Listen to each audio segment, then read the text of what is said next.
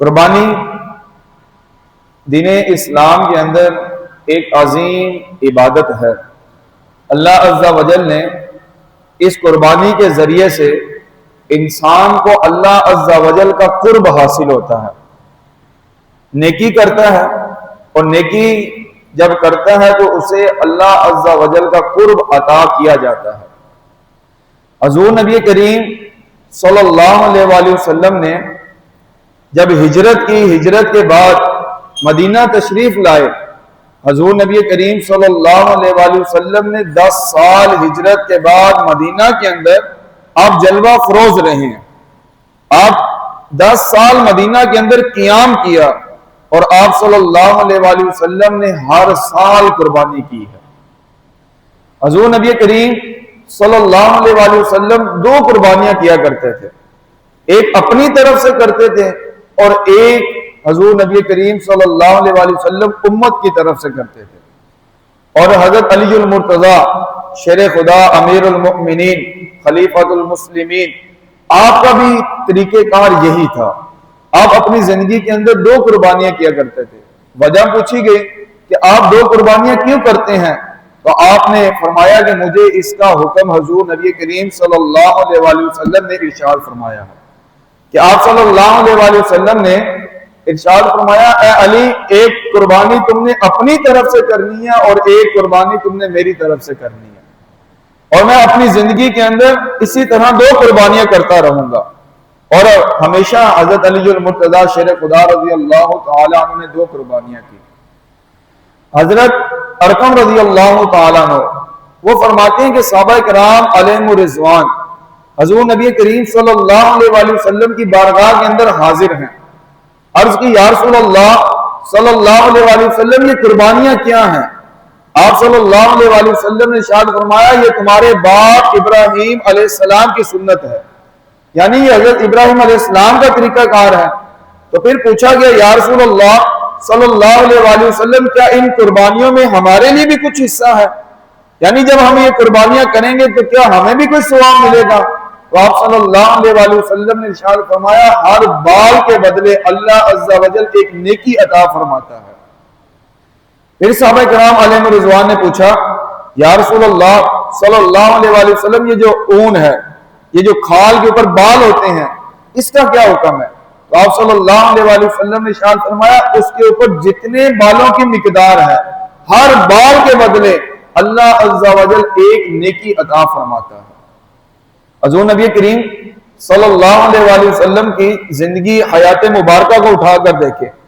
حضور نبی کریم صلی اللہ علیہ وآلہ وسلم پر پورے 63 سال کے اندر جب دین اسلام کی دعوت دی 40 سال کی عمر میں، یہ 23 سال کا ٹائم پیریڈ نکالیں تو حضور نبی کریم صلی اللہ علیہ وآلہ وسلم پر جو زکوٰۃ ہے وہ فرض نہیں ہوئی، اور آپ صلی اللہ علیہ وآلہ وسلم نے قربانیاں بھی کی ہیں۔ جب زکوٰۃ ہی نہیں فرض ہوئی تو قربانی بھی فرض نہیں۔ آپ صلی اللہ علیہ وآلہ وسلم نے پھر بھی ہر سال 2 قربانیاں کیا کرتے تھے، ایک اپنی طرف سے کرتے تھے اور ایک اپنی امت کی طرف سے کرتے تھے۔ حضور نبی کریم صلی اللہ علیہ وآلہ وسلم نے یہ ہمیں طریقہ کار بتایا، اس ذریعے سے ہم اللہ عز و جل کا قرب حاصل کر سکتے ہیں۔ اب کن بندوں کے اوپر قربانی فرض ہوتی ہے، اس کے لیے کیا کیا چیزیں لازم ہیں کہ اگر انسان کے اندر وہ چیزیں پائی جائیں تو اس پر جب قربانی لازم ہو جائے گی اور وہ قربانی نہیں کرتا تو پھر اس کے لیے کیا حکم ہے؟ حضور نبی کریم صلی اللہ علیہ وآلہ وسلم نے ارشاد فرمایا، جو وسعت رکھنے کے باوجود قربانی نہ کرے وہ ہماری عیدگاہ کے قریب نہ آئے۔ اتنی سخت وعید ہے اس بندے کے لیے جو صاحب مال ہے، استطاعت اللہ عز و جل نے دی ہے، طاقت دی ہے، قوت دی ہے، مال دیا ہے اسے، لیکن اس مال کے ذریعے سے وہ قربانی نہیں کرتا، اللہ عز و جل کا قرب نہیں حاصل کرتا، تو اس بندے کے لیے سخت وعید ارشاد فرمائی گئی کہ وہ ہماری عیدگاہ کے قریب نہ آئے۔ حضور نبی کریم صلی اللہ علیہ وآلہ وسلم نے جو طریقہ کار بتائے، جو فقہاء نے اس سے جو احکام نکالے، قربانی کس بندے کے اوپر فرض ہوتی ہے، سب سے پہلے 4 شرائط ہیں۔ نمبر 1، بالغ ہونا، جو نابالغ ہے اس کے اوپر قربانی فرض نہیں ہے۔ اسی طرح مسلمان ہونا، جو غیر مسلم ہے اس کے اوپر قربانی فرض نہیں ہے۔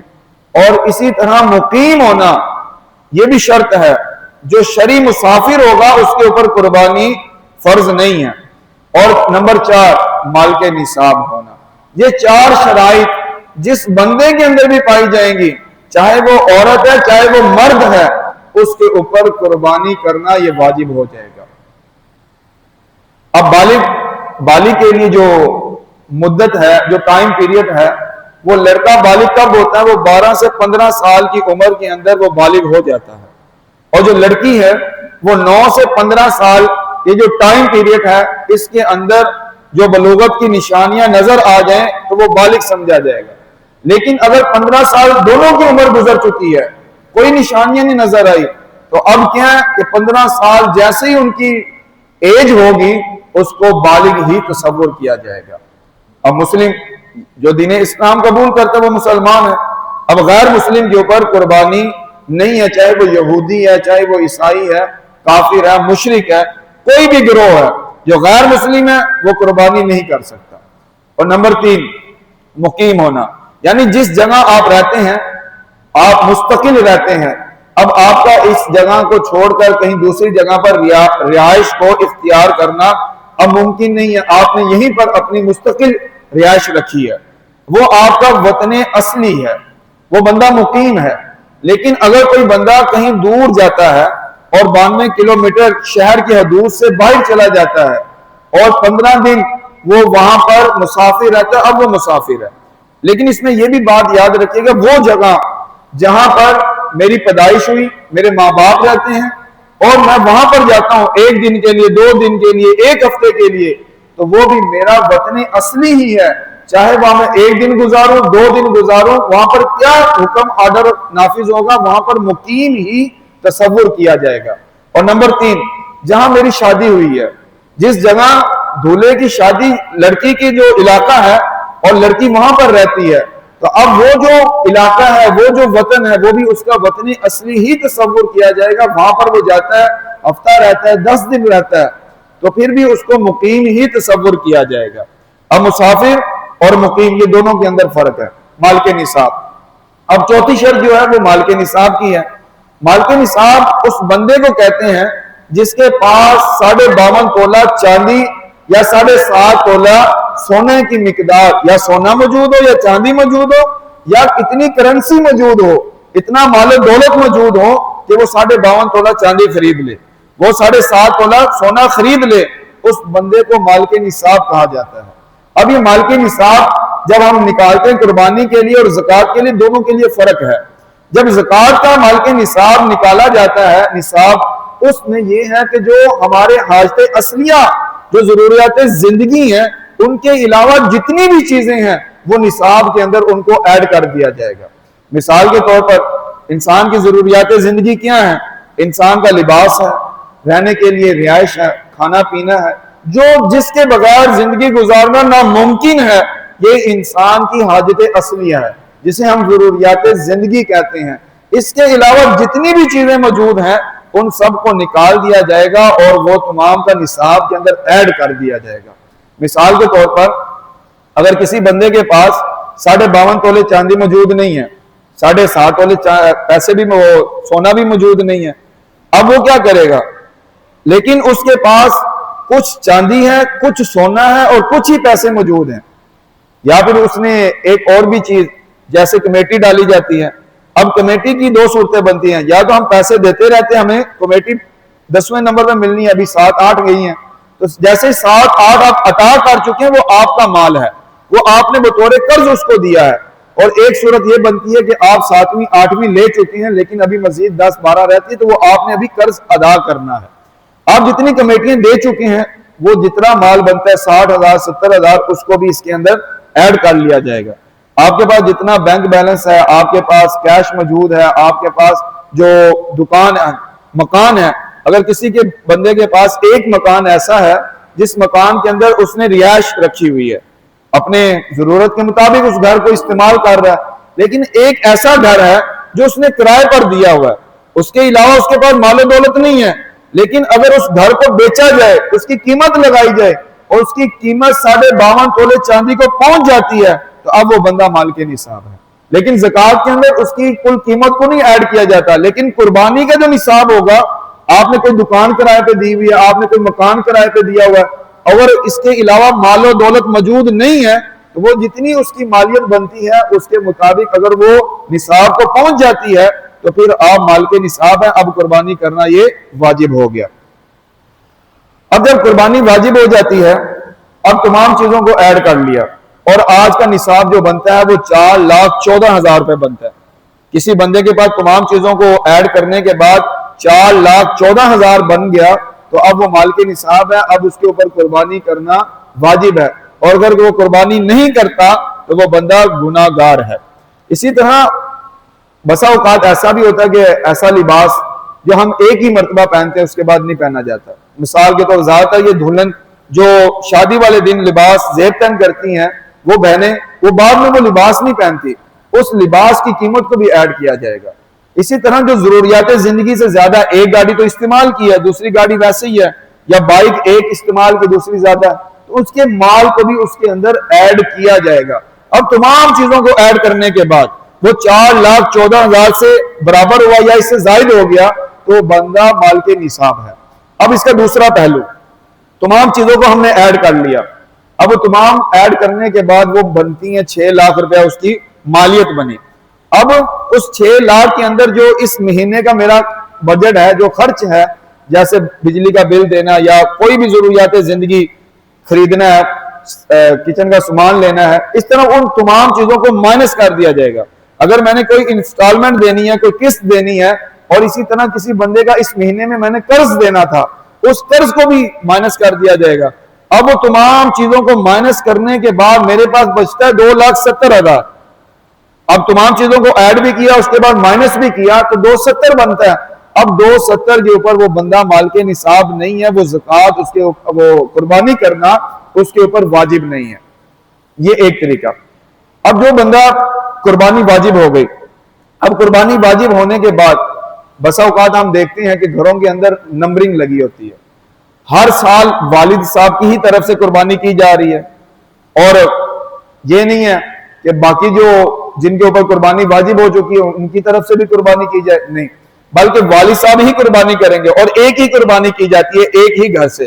افراد 10-12 ہیں لیکن قربانی ایک کرتا ہے، یا بسا اوقات ایسے بھی ہوتا ہے کہ اس طرف والد صاحب کی طرف کر دی، اگلی دفعہ والدہ کی طرف سے کریں گے، پھر بھائی کی طرف سے کریں گے، اس طرح یعنی نمبرنگ لگائی ہوئی ہے۔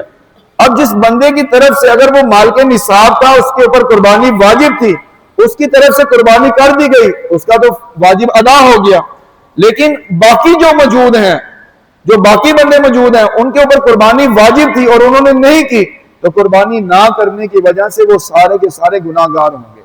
اب والد ہیں، والد کے اوپر قربانی واجب ہے، وہ ایک الگ ہے، اگر اسی طرح والدہ کے اوپر قربانی واجب ہے تو وہ الگ ہے، بھائی کے اوپر ہے، ہمشیرہ کے اوپر ہے، جتنے بھی گھر کے اندر افراد موجود ہیں، 8 10 12 بن جاتے ہیں تو وہ 8 10 کی طرف سے ہی قربانی کی جائے گی، چاہے وہ چھوٹا جانور کریں چاہے وہ حصہ ملا لیں۔ اب جو چھوٹا جانور ہے جیسے بکرا، چھترا ہے، دمبا ہے، اس کے اندر زیادہ سے زیادہ ایک حصہ ایڈ ہو سکتا ہے، ایک ہی بندے کی طرف سے قربانی کو ادا کیا جائے گا۔ لیکن یہ بھی دیکھا جاتا ہے، سننے میں آتا ہے کہ 4-5 بھائیوں نے یا گھر والوں نے مل کر ایک قربانی کر دی، ایک بکرا کر دیا۔ اب انہوں نے متعین کسی کی طرف سے نہیں کیا، ایک نے 10 ڈالا، ایک نے 20 ڈالا، ایک نے 30، یعنی کرتے کرتے ایک بکرا لائے اور قربانی کر دی۔ متعین کسی کی طرف سے نہیں تھا کہ یہ والد کی طرف سے ہے، والدہ کی طرف سے ہے، بھائی کی طرف سے، کسی کی طرف سے قربانی نہیں ہوئی۔ لیکن اگر متعین کیا، مل کے کیا اور متعین کر دیا کہ فلاں کی طرف سے ہے، تو اب اس کی طرف سے تو واجب ادا ہو گیا، لیکن جو باقی تھے وہ رہ جائیں گے۔ اب ایک اور بھی سوال یہ کیا جاتا ہے کہ ہم تو زندگی میں پہلی دفعہ قربانی کریں گے، اور ہم نے یہ سنا کہ جب زندگی میں پہلی دفعہ قربانی کی جائے یا تو حضور نبی کریم صلی اللہ علیہ وآلہ وسلم کی طرف سے کی جائے یا اپنے ماں باپ کی طرف سے کی جائے۔ یہ بالکل غلط ہے۔ اگر کوئی بندہ پہلی دفعہ زندگی میں قربانی کر رہا ہے، چاہے ہمیشہ کرتا ہے، اور حضور نبی کریم صلی اللہ علیہ وآلہ وسلم کی طرف منسوب کرتا ہے، اپنے والدین کی طرف منسوب کرتا ہے، والدین اس دنیا سے چلے گئے، اب ان کی طرف سے کیا ہوگا؟ نفلی قربانی ہوگی، اور حضور نبی کریم صلی اللہ علیہ وآلہ وسلم کی طرف سے بھی کی جائے گی تو نفلی قربانی کی جائے گی۔ لیکن اگر وہ خود واجب تھی اس کے اوپر قربانی کرنا اور اس نے نفلی قربانی کر دی، اب واجب کو چھوڑنے کی وجہ سے وہ بندہ گناہگار ہوگا۔ اسے چاہیے کہ وہ حضور نبی کریم صلی اللہ علیہ وسلم کی طرف سے بھی کرے. اللہ نے مال استطاعت دی ہے تو 2 قربانیاں کر لے، 3 کر لے، اپنی طرف سے لازمی کرے. اپنے والدین کی طرف سے بھی کرنا چاہتا ہے، اس دنیا سے چلے گئے ہیں، کرنا چاہتا ہے تو کر سکتا ہے. نابالغ اولاد کی طرف سے اگر کرنا چاہیں، اجازت کی ضرورت نہیں ہے، بغیر اجازت اپنی نابالغ اولاد کی طرف سے بھی قربانی کی جا سکتی ہے. اب جو بڑا جانور ہے، اونٹ ہے، گائے ہے، بھینس ہے، اس کے اندر زیادہ سے زیادہ 7 حصے ایڈ کیے جا سکتے ہیں. اب 7 حصوں کے اندر عقیقے کا حصہ بھی ایڈ کیا جا سکتا ہے. جیسے نفلی ہے تو نفلی بھی اصالِ ثواب کے لیے بھی حصے کو ایڈ کیا جا سکتا ہے، نابالغ کے حصے کو بھی ایڈ کیا جا سکتا ہے. اور اسی طرح اگر کوئی بندہ حضور نبی کریم صلی اللہ علیہ وسلم کے نام پر قربانی کرنا چاہتا ہے تو حضور نبی کریم صلی اللہ علیہ وسلم کی طرف سے بھی اس حصے کو اس کے اندر ایڈ کیا جا سکتا ہے. اب جس بندے کو یہ مسئلہ بتایا جائے تو بسا اوقات یہ بھی سننے میں آتا ہے کہ ہم نے تو یہ پہلی دفعہ سنا ہے. اب یہ جو احکام تھے، یہ احکام کا سیکھنا میرے اوپر فرض تھا. یہ نہیں کہ یہ مسئلے پہلے بتائے گئے یا نہیں بتائے گئے، وہ ایک الگ بات ہے. لیکن میں جب مالک نصاب ہوا تو میرے اوپر یہ لازم تھا کہ میں اس احکام کو سیکھوں. میری جو فیلڈ ہے، جو دین اسلام کے احکام ہے، اس کے بارے میں سیکھنا میرے اوپر نافذ ہے. طلب العلم فریضۃ علی کل مسلم. اب یہ جو مسلمان عورت اور مرد کے اوپر علم حاصل کرنا فرض ہے، یہی تو احکام ہے جو دین اسلام کے اندر ہیں کہ اس کے بارے میں اس کا سیکھنا فرض ہے، اور جس پیشے کے ساتھ وہ تعلق رکھتا ہے اس کے بارے میں اس کا سیکھنا فرض ہے. اب جو جانور ہے وہ بے عیب ہونا چاہیے. اب 7 حصے ہیں، 7 حصوں کے اندر یہ دیکھا جائے گا کہ وہ 7 کے 7 حصے جو شامل کیے جا رہے ہیں، ان سب کی نیت اللہ عز و جل کا قرب حاصل کرنا ہو، نیت قربانی کرنے کی ہو.